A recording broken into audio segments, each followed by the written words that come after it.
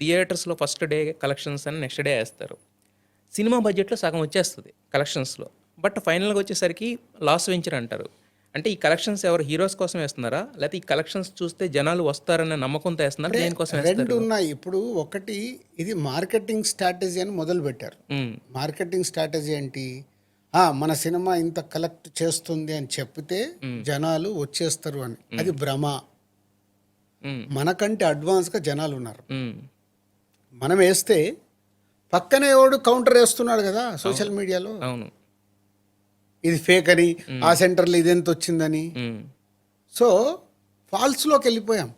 బయటికి రావట్లేదు sir. Marketing strategy కోసం మొదలుపెట్టింది ఇది కాస్త ఫాల్స్‌లోకి వెళ్ళిపోయింది. హ్మ్.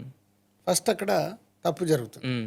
రెండోది డెఫినెట్గా ఇప్పుడు ఒక హీరోకి XYZ నంబర్ వచ్చింది హ్మ్. డే 1. ఇంకొక స్టార్ హీరో సినిమా వస్తుంది డే 1, అది వచ్చింది కాబట్టి నాకు అంతన్న ఉండాలి ఆ హీరోకి, లేదు కొంచెం ఎక్కువ తక్కువలన్నా ఉండాలి. హ్మ్. ఈ కాంపిటీషన్ హ్మ్. అభిమానుల కోసమనో హ్మ్. హీరోల కోసమనో హ్మ్. ఇది కాంపిటీషన్. హ్మ్. దాంతో ఏమవుతుంది, ఒక సినిమా కలెక్ట్ చేసిన దానికంటే ఎక్కువ నంబర్ చెప్పడం వల్ల, ఇప్పుడు ఎగ్జాంపుల్ నేనున్నాను, ఒక cinema Nizam XYZ number collect చేసిందని చెప్పాం. హ్మ్. అది నిజమో కాదో నాకు తెలుసు హ్మ్. అనుకుందాం. హ్మ్. నెక్స్ట్ ఆ హీరో సినిమా వచ్చినప్పుడు ఇంత కలెక్ట్ చేసిందనే డిస్కషన్ జరుగుతుంది. హ్మ్. ఒరిజినల్ ఎంత కలెక్ట్ చేసింది ఎవరికి తెలియదు.